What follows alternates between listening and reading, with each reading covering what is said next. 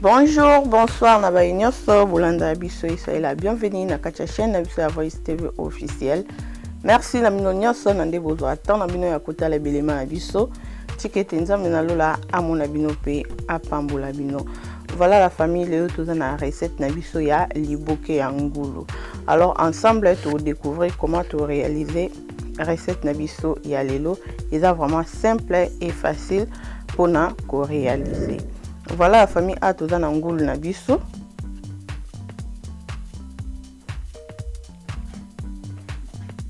Tokosalela litungulu,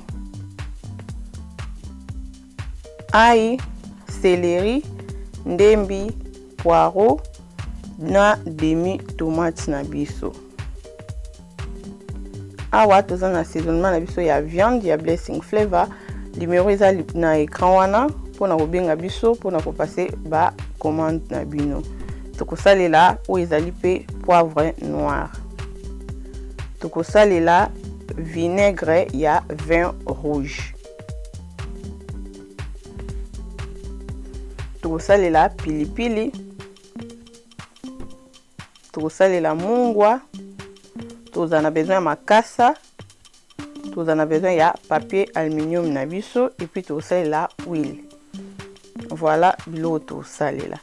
Voilà awa eza ngulu na biso déjà tosokola ki yango na zwi mai ya moto oyo vraiment etoki na ekosopa na ngulu na nga. Nga na osala teke na tokisa pona na bwaka mai. Juste na sali mai vraiment ya moto. Mais soki tango yo kolamba omoni ke yo lingaka kotokisa pona obwaka mai, okoki toujours kosala na ndenge oyo esepesaka yo pona olia biloko na yo bien. Voilà tozo ningisa yango et tokotika ngo na mai ya moto wana en attendant tozo ko préparer ba belema na biso oyo tokosala nango recette na biso. Voilà la famille ngulu na biso efandaki na mai oyo tolongoli yango et puis na ko passer skoyo ngulu na nga na mai ya propre. Voilà. Awa tozongi ngulu na biso yango et puis toza na assaisonnement na biso ya viande ya Blessing Flavor. Nde na lobaki numéro yango na liboso na bino na écran pona ko contacter biso pona ko passer ba commande na bino. Voilà tozwi lutu na biso moko ya assaisonnement na biso ya viande totie. Tokozwa pe mungwa na biso. Tia mungwa na yo na assaisonnement na yo na ndenge olingelaka koyoka mungwa na yo na biloko. Voilà. Tokozwa poivre noir na biso pe tokotia juste mokie. Biloko nyonso nazotia eza selon quantité ya viande na ngai ya ngulu na ngai. Na ekozwa vinaigre na biso ya vin rouge. Na kosalela lutu moko. Selon quantité ya viande na nga, osaleli selon quantité ya viande na yo, mais kotia pe ebele te po ebebisa biloko te. Voilà, salela na ndenge oyo na mesure moko normal. Te kozwa pe pilipili na biso totie, tia pe pilipili na ndenge olingaka. Voilà. Et puis oyo eza demi tomate na biso tonikaki na kotia. Na tie vraiment nga na tiaka tomate vraiment mingi te. Tant un mot na tiaka te parce que na linga vraiment tomate na liboke te. Mais soki yo lingaka o tie na quantité oyo vraiment ekozala bien pona nga na linga vraiment mingi tomate na liboke te. C'est pour cela na tiaki kaka demi tomate et puis na nikaki yango.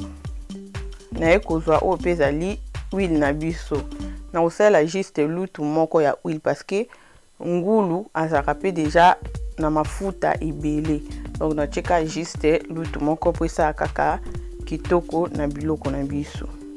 Awa biloko nyonso o na lakisaki bino ail, ndembi, poireau, céleri na litungulu na biso to kati yango. A part céleri na kati te, ail na nga na râpé yango o nyonso etikali na kati na zwi temps na nga ya kokata yango mike. Parce que na linga vraiment konika te so na niki na mona ekomande ti mwa poto mwa pâte na préféraka kokata mais okoki na konika soki esepelisaka yo. Et voilà asko yo tozo balola viande na biso na biloko nyonso totie pona esangana vraiment très bien. Voilà. Awa viande na biso ekoti na moto, bomoni ke na tie mai te, viande nange kobota mai. Nazotika ngo juste pendant 5 minutes etoka, après wana nde toko longola yango. Mais avant na tchanchungu nanga na moto na fongola déjà plaque nanga et bandaki déjà ko chauffer. Voilà, awa après 5 minutes tu ko zonga tomoni na laxi bino minutes 5 minutes. Voilà. Viande na biso ekomi boye. Ngulu azala nyama moko musuni moko ezaka nango vraiment makasi te. Esenga nango te wumela makasi na moto. Soki wumela makasi na moto ekomaka poto. Donc poto te mais elembaka makasi musuni pe so elembi makasi ezaka vraiment pona nga na mona ezaka vraiment pe kisusu kitoko te mais lembisa na ndenge esepelisaka yo. Voilà, après 5 minutes tolongoli ngulu na biso na moto. Awa naza na papier aluminium nanga, papier cuisson nanga. Na bongisaki yango déjà ndenge tomoni wana et puis na yokozwa likasa na ngai na tie. Na expliquer déjà na yebi ke question oyo ekozanga te. Sokoza osombaka déjà kwanga oyo ezaka na makasa kubwaka ka yango te. Tiaka yango na congélateur. Après wana soko moni ko lingo sala liboke na yo ozwi likasa na ofandisi yango na mai ekosala ndeti efungwami ekopermettre yo pona osala liboke na yo.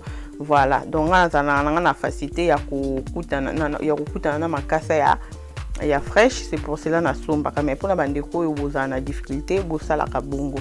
Voilà, toujours chesko yo ngulu na biso na makasa na biso. Voilà. Ngana ngulu na nga mai te kaka ji wana o ebimi na ngulu na biso pe ngulu na biso ebeli na nte na liboke pe tango ekozwa nango moto ekobimisa lisusu ji nango. Donc ngana na chaka na nga vraiment mai te. Donc c'est ça, toujours kanga sko liboke na biso.